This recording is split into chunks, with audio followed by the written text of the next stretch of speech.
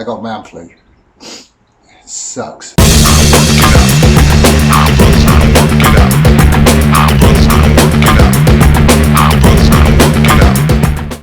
What's up YouTube? My name's Quickie, welcome back to the channel. You may notice I'm a slightly different colour. We just came back from an awesome holiday in Antalya, Turkey. Anyway. Really awesome holiday. It was like 35 degrees plus for most of the week, and somehow on the last day I got man flu. It sucks. But it's okay, you know, we've got the ambulance on standby. Pretty sure they won't have to amputate anything. But how do you get a cold in 35 degrees of heat? Never understood that. Anyway, it was an awesome trip. Awesome town. I've got white bits too. Okay, I can't show you the white bits, but it was a cool holiday. That said, it's all done and dusted now, so we're back in the workshop and we can crack on with this bike. Last time we were here, we had to call it because I didn't have my label printing machine. There you go. I've got it back now, so I use this an awful lot for stuff in the workshop. It's just really, really good for labelling things up. It's a lot better than just masking tape and a Sharpie and stuff. I'll explain why. But now that we've got this, we can crack on with the bike. So, back to the bike. Right, so, where do we start? Okay.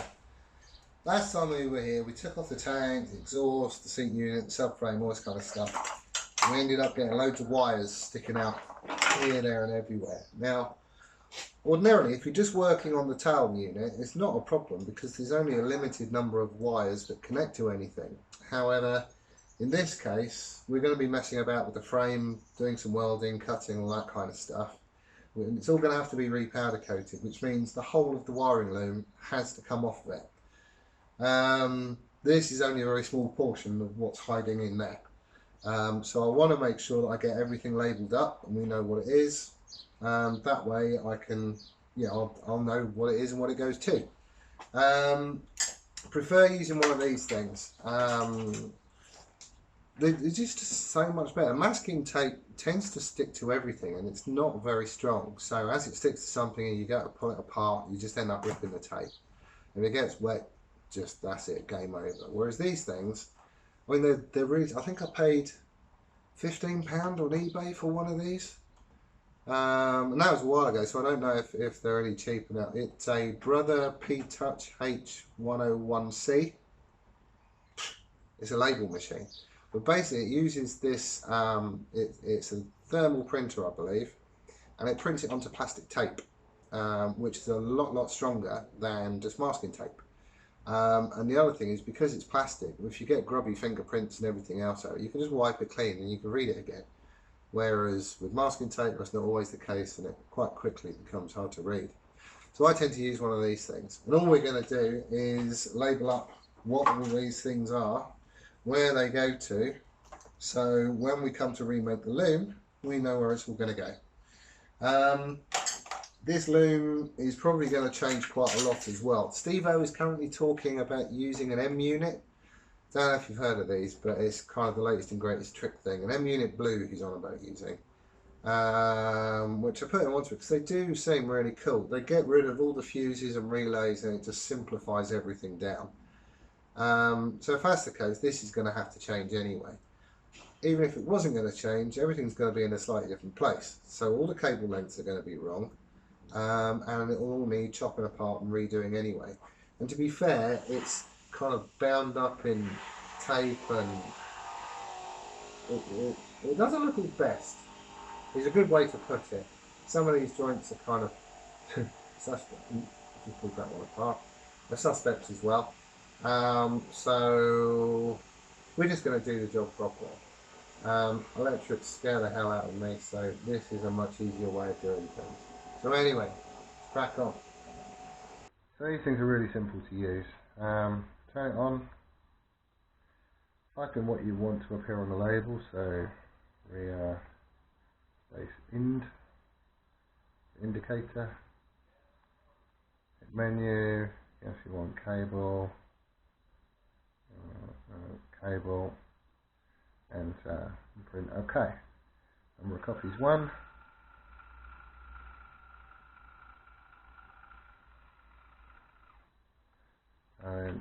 that to chop it off, then you end up with a little label. It's all clearly printed, it doesn't rub off, as you can see. I don't think it's solvent resistant or anything like that, but it's certainly good enough. The only trouble with this is I've only got clear tape at the moment. I've got another cassette of white coming because I used all that, so clear will have to do for now.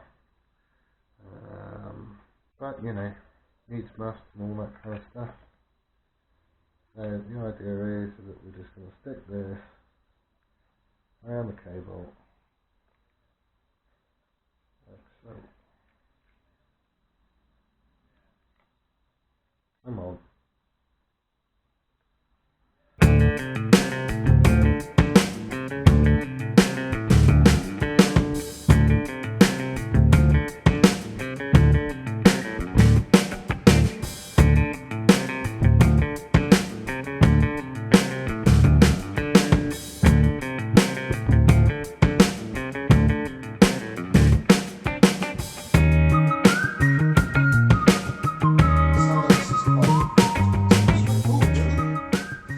Right, so what we're going to do now is I want to try and just simplify things as I go.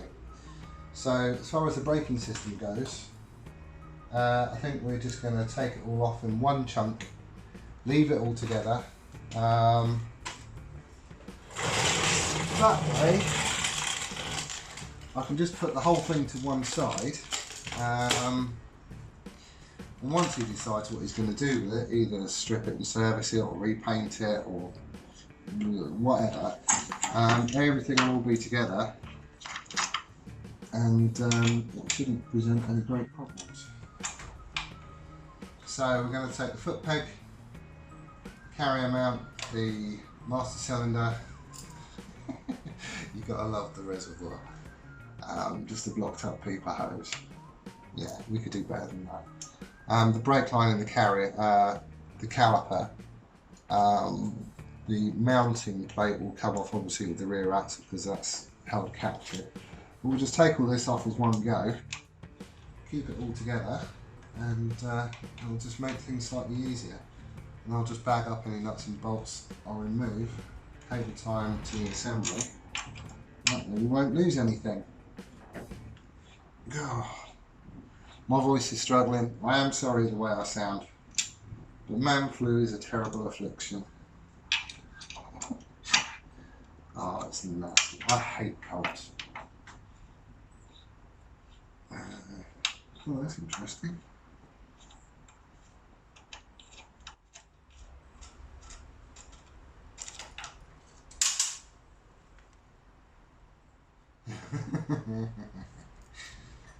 Right.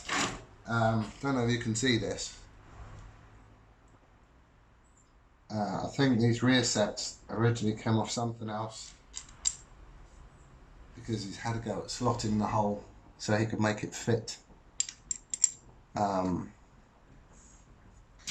he had these spacers between here, the mounting plate, and the bracket obviously to take up for the fact that they sit in very slightly and obviously didn't fit. I don't know what these come off. We will probably end up machining new mounting hardware for the rear sets. Doesn't look too difficult. I've got a little milling machine which we're hoping to use quite a lot of on this project. Maybe doing the oaks or whatever, but this will be an ideal candidate. The only trouble with it is it's the cheapest you can get. It's nasty. None of my tools are awesome. They're all kind of budget really. You won't find any snap-on stuff here. But as a result, there is so much slop in the lead screws and stuff. The run out on them is just ridiculous. So really what I want to do is to get a DRO for it, because then you just watch the DRO and that'll tell you exactly where you are. I don't trust the graduations on that thing because they are shocking. What am I doing?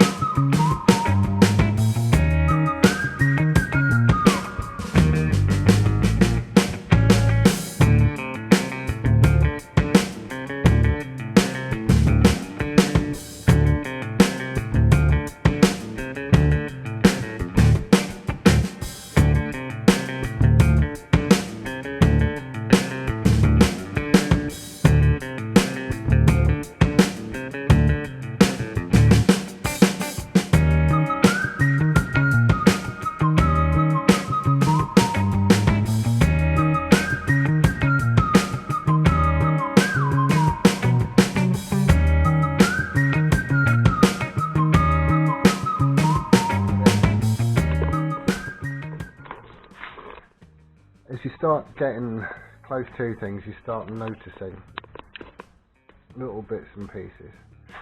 So this is the speedo sensor, I guess, and if you can see here, it's just kind of, it's got a cable tie going around here and then two going around the sensor, which picks up on the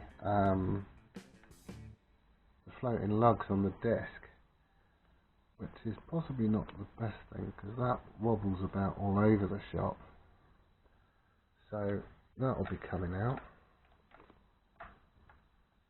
Got some little wear marks on it, so that obviously needs to be fixed a little bit better. We could obviously drill this and make up a bracket. I'll probably stick it on that underside, something like that, I guess. But we'll figure that out when we come to it. The other thing you start noticing is bits not connected to anything. This, I believe, is it the GSXR? Could even be the Bandit mudguard, I guess.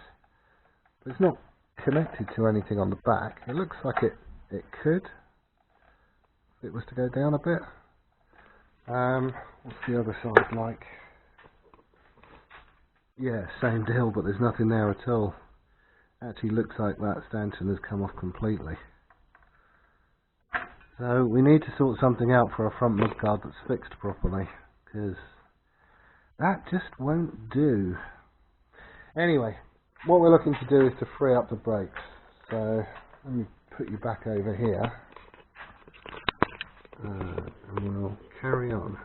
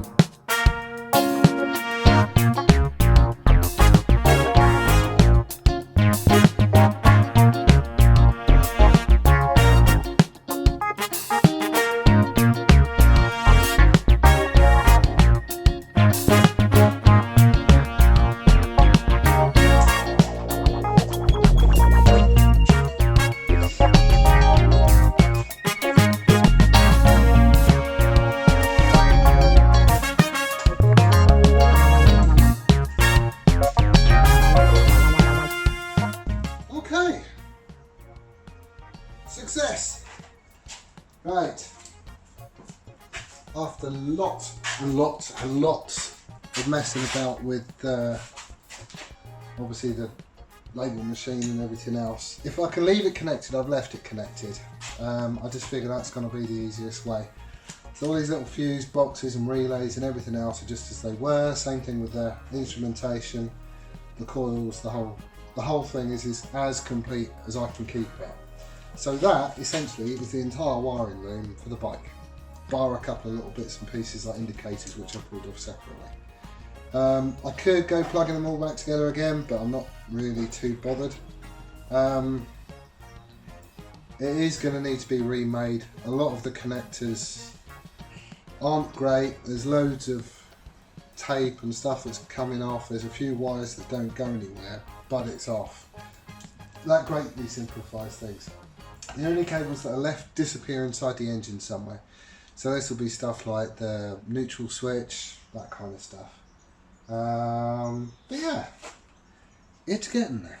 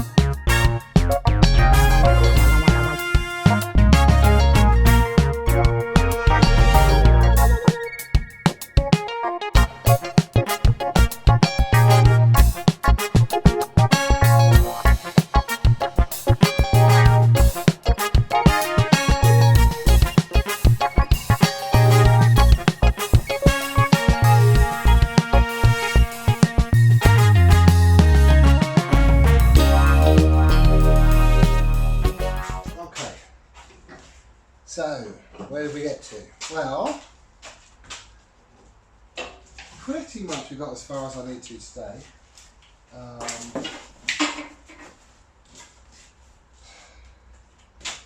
You probably saw from the time lapse, we actually got quite a lot of stuff taken off this. All the front end is now clear and all the wiring is gone, apart from the stuff that disappears into the engine, which, fair enough, that'll just come out with the engine.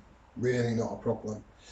All we're finally left with is a frame with the engine in it and enough to hold a wheel on each end. That's it. All the lights, you know, the controls, the grips, the lever, everything is gone, which is cool. I really wanted to get to that stage today. I guess all in all it's taken maybe 3 hours. Yeah, about 3 hours. Everything's been labelled up as well, so I know where it goes. I hope I know where it goes. We did find a few gremlins along the way. Excuse me. It's quite a lot of connectors that really aren't very good. The horn wasn't bolted down. There's only one throttle cable. I'm not sure if that's the case on these or not. I do need to dig in and do some digging and find out what's what. There wasn't any choke, even though the control was on the handlebar. You know, there was quite a lot of things. Mudguard not fixed in properly. The rear sets have been slotted. I don't know what they came off, but he's obviously done it just so he can fit them to the bike. It's just things that could be done nicer. And they're all going to get taken care of as we build this thing back up. So the next stage is Steve, I believe, has been looking on eBay and he thinks he's found a seat that he wants to use. So he's getting that and he's probably going to be over next weekend.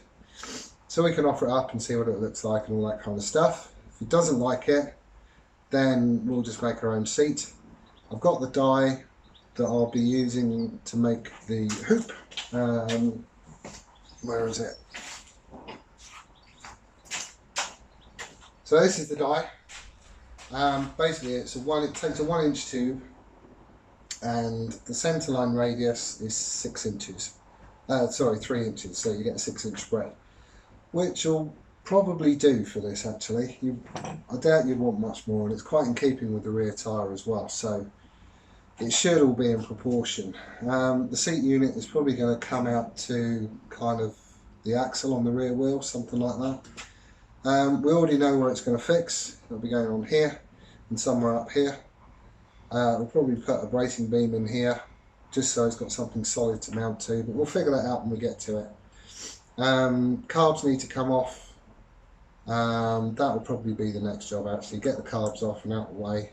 They need to go through an ultrasonic bath and get cleaned up, but we're not going to be cleaning anything up until it's ready to go back on the bike. He needs to make a few decisions about the wiring. Is he going to go for an M unit? Is he not? Are we going to use the current loom? If we're going to use the current loom, it needs to be routed differently, so we'll probably end up pulling the whole thing apart and remaking it all. A lot of the connectors, like I say, are just not great. The clutch cable was doing something funny as well. It was really tight across here because it had an elbow and it sent it straight down. So it's stuck out the right hand side like anything. I don't know how it's supposed to be on these. We do have a manual on the way. But like I say, all we've literally done is unbolt big stuff. And it's all come away as one unit. The idea is that we get the frame done, get the seat done so we know what's going on there. And as we come to putting stuff back on the bike, we'll clean it up, we'll service it, we'll change the seals, change bearings, do whatever we need to do. But that way we're only doing it once and we're only putting it back on the bike once. So there won't be all this taking it off and sticking it back on again, taking it off to get to something else and sticking it back on again. I've got the room that we can just leave stuff in the box in the corner. And that's it. Easy days. So next time, hopefully you'll be able to join us. I'm planning to put out one video a week. I'm limited on the amount of time I can put into this, but one video a week seems about doable. So the next time you join us, we'll be taking the carburetors off, so they're out of the way. We'll also start looking at this rear seat hoop and hopefully the seat that Steve-O's got. I'm hoping he's going to be here for that, because otherwise I'm just going to go ahead and make my own thing. Anyway, hope you enjoyed it. If you do like what you see, then please subscribe, join in, do that little bell thing so you get notification on when the next video's up. And I hope to see you again then. Take it easy.